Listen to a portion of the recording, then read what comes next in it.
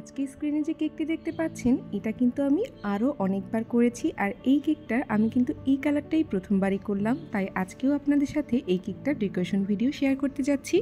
Hello everyone, আসসালামু আলাইকুম, welcome back to recipes by Fullmoon. আমার ভিডিওগুলো একটু ভালোভাবে ফলো করলে আপনারাও কিন্তু অনেক ছোট ছোট টিপস পেয়ে যাবেন আমার থ্রুতে। এই যে আপনাদের এখন আমি দেখিয়ে দিচ্ছি আমার নজলটা ভালোভাবে। আমি কিন্তু এখন এই নজলটা দিয়ে করছি, তবে আমি সবসময় কিন্তু এই নজলটা দিয়ে করি না।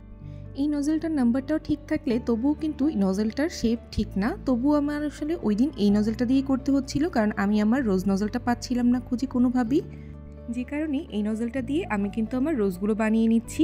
আর আজকে যে কেকটা আপনাদের সামনে আছে এই কেকটা কিন্তু 1.5 পাউন্ডে একটি অরেঞ্জ ফ্লেভারের কেক। আর এটা কিন্তু অরেঞ্জ স্পঞ্জ কেক বানানো, বেসিক হচ্ছে গিয়ে অরেঞ্জ স্পঞ্জ কেক যেভাবে বানানো হয় আমি সেভাবে বানিয়ে সম্পূর্ণ ক্রিম কোট করে নিয়েছি। আর পরবর্তীতে আমি এখন আপনাদের সাথে ডেকোরেশনটাই শেয়ার করব। আর এই যে বেজের কালারটা, এটা কিন্তু খুব সুন্দর একটি কালার, হয়তো বা আমি ক্যামেরা ঠিকভাবে বোঝাতে পারছি না, কিন্তু এই কালারটা কিন্তু অনেক বেশি সুন্দর ছিল।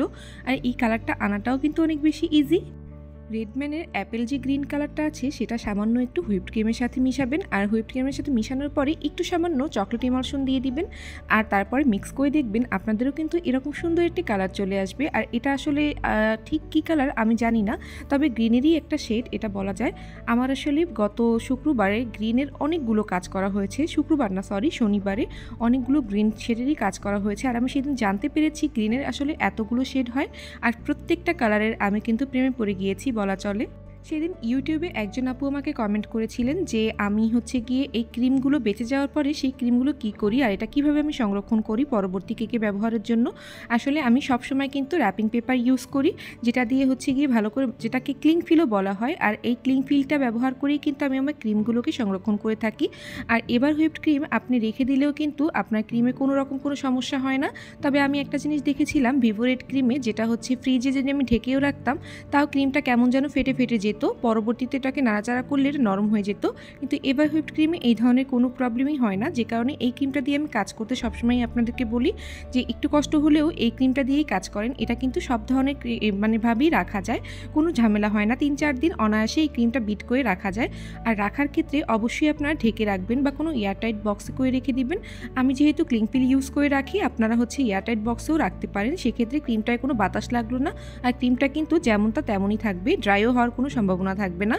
আশা করি আপু আপনার কোশ্চেনের অ্যান্সারটা পেয়ে গিয়েছেন। আমি আমার এই ক্রিমগুলো সবসময় ব্যবহার করি, কারণ একবার ক্রিম ইউজ করলে ওটাকে ফেলে দেওয়ার কোনো মানেই হয় না, এতটা আসলে করাটা কখনোই পসিবল হয় না। ওই ক্রিমটা দিয়ে কিন্তু আপনি বারবার কাজ করতে পারবেন, তবে বারবার বলতে 3 দিনের অধিক কিন্তু না, 3 দিনের অধিক আসলে ওই ক্রিমটা ভালো থাকে না।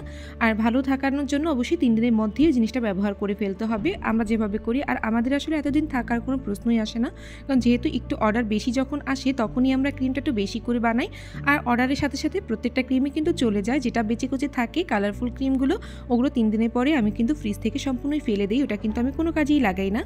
আর এদিকে আমি কিন্তু আমার ডেকোরেশনটাও কমপ্লিট করে নিয়েছি, আমি আসলে এটা আমার মন মতো করেছি। আশা করছি আজকে ভিডিওটা আপনাদের কাছে ভালো লেগেছে, আর ভালো লেগে থাকলে লাইক কমেন্ট শেয়ার দিয়ে অবশ্যই আমাদের সাথে থাকবেন।